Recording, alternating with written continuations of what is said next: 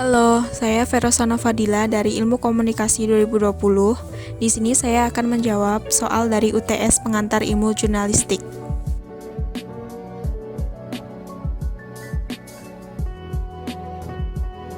Soal yang pertama, apa itu jurnalistik dan mengapa jurnalistik menjadi bagian dari komunikasi massa?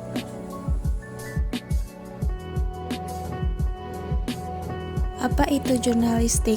Pengertian jurnalistik. Jurnalistik berasal dari kata jurnal yang artinya catatan. Jurnalistik diambil dari bahasa Yunani kuno, dejor yang artinya hari, yakni kejadian hari ini yang diberitakan.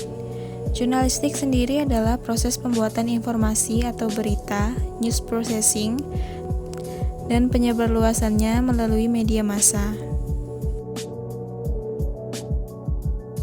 Mengapa jurnalistik termasuk ke dalam komunikasi massa? Karena jurnalistik merupakan proses atau kegiatan penyampaian pesan kepada halayak banyak.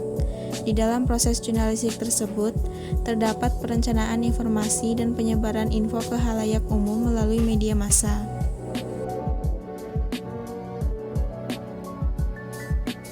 Nomor 2, jelaskan sejarah dan perkembangan jurnalistik. Sejarah jurnalistik di dunia.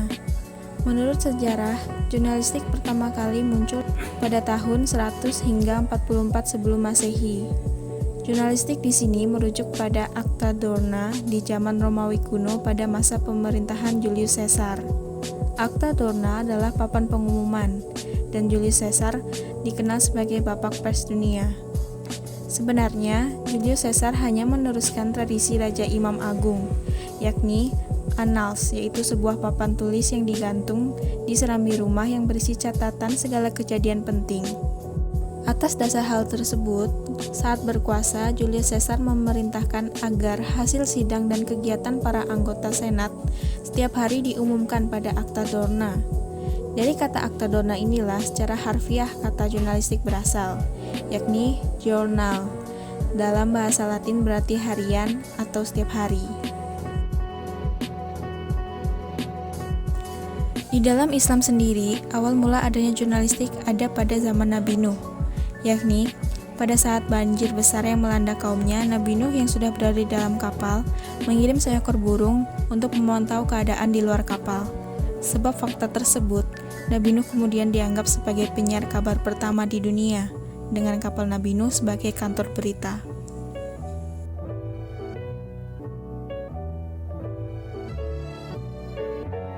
Perkembangan jurnalistik. Di Cina pada tahun 911 Masehi, muncul surat kabar pertama bernama King Pao, yang artinya kabar dari istana.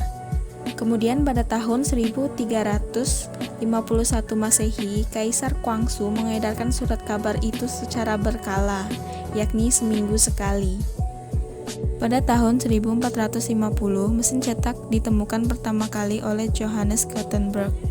5 tahun setelahnya, Jerman mencetak koran pertama dalam format koran modern seperti yang kita temui saat ini. Kemudian berkembang ke Italia ketika Gazette merilis surat kabar harian di tahun 1536. Kemudian di tahun 1665 di Inggris, muncul koran Oxford Gazette. Memasuki abad ke-17 dan 18, surat kabar semakin menyebar luas ke seluruh Eropa, Amerika, dan benua lainnya. Pada abad ke-17, John Milton memimpin perjuangan kebebasan berpendapat di Inggris. Sejak saat itu, jurnalistik tidak hanya bersifat menyiarkan berita, tetapi juga mempengaruhi pemerintah dan masyarakat. Pada abad ke-18, jurnalisme lebih mengarah ke bisnis dan alat politik daripada profesi. Demikian pula dengan desain yang mulai berkembang seiring majunya teknik percetakan. Perkembangan pada abad ini juga diwarnai dengan perjuangan kebebasan pers antara wartawan dan penguasa. Pers Amerika dan Eropa berhasil membebaskan diri dari sandungan sensorship pada akhir abad ke-18 dan mulai memasuki era jurnalisme modern seperti sekarang. Kemudian jurnalis berserikat untuk menegakkan independensi dan melahirkan produk jurnalistik yang kredibel. Organisasi profesi jurnalis pertama di dunia tercatat berdiri di Inggris pada tahun 1883. Organisasi kemudian berkembang dengan mendirikan kantor berita sekitar pertengahan tahun 1800. Di samping itu, pendidikan jurnalistik secara sistematis. Di Indonesia sendiri, muncul jurnalistik nasional, yaitu jurnalistik yang dibuat oleh anak bangsa asli Indonesia sebagai media perjuangan dan alat pergerakan kemerdekaan pada abad ke-20. Kemunculannya ditandai dengan ikatan jurnalis yang dinamakan Medan Priai, dengan dipimpin oleh Tirto Hadi Suryo atau yang biasa dikenal dengan Raden Djiko Mono, atau biasa kita sebut sebagai Bapak Pers Nasional Indonesia.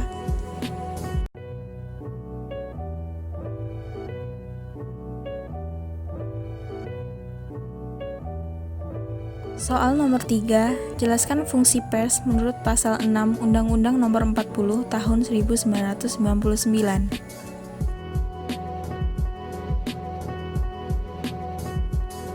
Fungsi pers menurut pasal 6 Undang-Undang Nomor 40 Tahun 1999.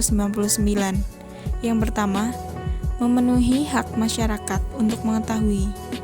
Yang kedua, menegakkan nilai-nilai dasar demokrasi, mendorong terwujudnya supremasi hukum dan hak asasi manusia, serta menghormati kebinekaan.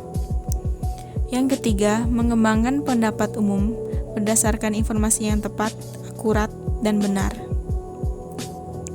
Yang keempat, melakukan pengawasan, kritik, koreksi, dan saran terhadap hal-hal yang berkaitan dengan kepentingan umum.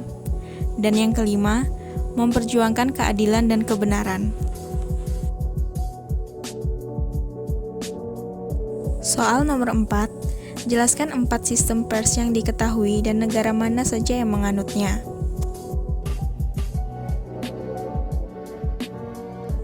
Yang pertama, sistem pers otoriter. Sistem ini muncul pada abad ke-15 hingga ke-16 ketika mesin cetak ditemukan. Tugasnya adalah untuk mendukung dan membantu politik pemerintah. Pers pada masa ini tidak boleh mengkritik alat-alat negara dan penguasa sebab berada di bawah kontrol pemerintah. Masyarakat juga tidak bebas dalam berpendapat dan beropini. Negara yang menganut sistem pers otoriter adalah berawal dari Inggris, Prancis, dan Spanyol, kemudian menyebar ke Rusia, Jerman, Jepang, dan negara lain di Asia dan Amerika Latin.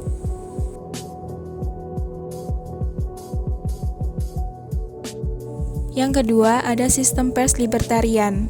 Sistem ini muncul pada abad ke-17 dan 18 akibat berkembangnya kebebasan politik, agama, dan ekonomi. Pers di sini memiliki kebebasan seluas-luasnya untuk membantu manusia dalam menemukan kebenaran hakiki. Pers juga memiliki peran penting dan dianggap sebagai kontrol pemerintah.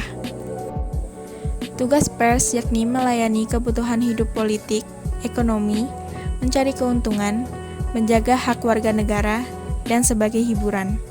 Negara yang menganut sistem pers libertarian yakni Inggris pada tahun 1668 dan selanjutnya ada Amerika Serikat.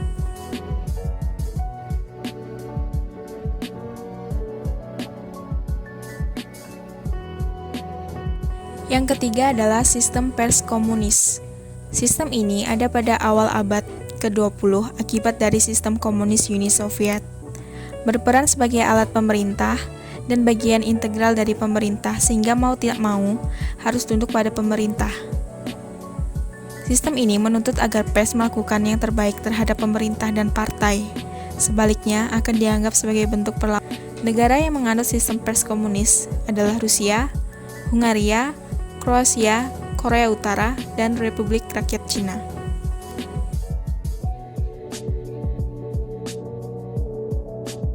Sistem yang terakhir adalah sistem pers pertanggungjawaban sosial. Sistem ini muncul pada abad ke-20 akibat adanya protes kebebasan mutlak dari sistem liberal. Di sini adalah forum untuk memusyawarahkan berbagai masalah dalam rangka tanggung jawab terhadap masyarakat sosial. Sistem ini juga sebagai upaya untuk mengatasi kontradiksi antara kebebasan pers media massa dan tanggung jawab sosial. Negara yang menganut sistem pers pertanggungjawaban sosial adalah Indonesia. Sekian dari saya, terima kasih.